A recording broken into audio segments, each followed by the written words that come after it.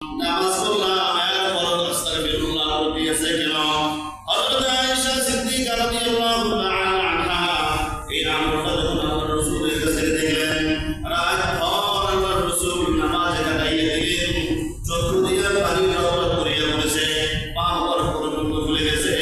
ফজরের আজানে যখন ডানে বামে সালাম দিলেন, সালামের পরে যখন তিনবার আল্লাহর হাবিব উচ্চারণ করলেন, আস্তাগফিরুল্লাহ আস্তাগফিরুল্লাহ আস্তাগফিরুল্লাহ, আমাদের হযরত আয়েশা সিদ্দিকা রাদিয়াল্লাহু তাআলা আনহা বলেন, ইয়া রাসূলুল্লাহ ইয়া হাবিবাল্লাহ, আমার তো বুঝে আসে না এই মুহূর্তে কেন আপনি আস্তাগফিরুল্লাহ বললেন, আল্লাহর দরবারে কেন মাপ চাইলেন?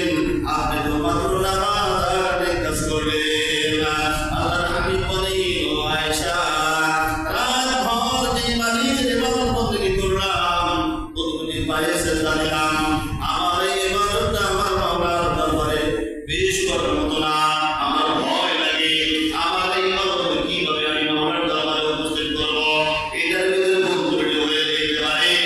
আমার এই ভুল ত্রুটির কারণে আমার এই ইবাদতের প্রতিযোগিতা ভুল হয়ে যায়। এই জন্য আমি আমার মালিকের দরবারে তওবা করিতেছি, মাফ চাইতেছি।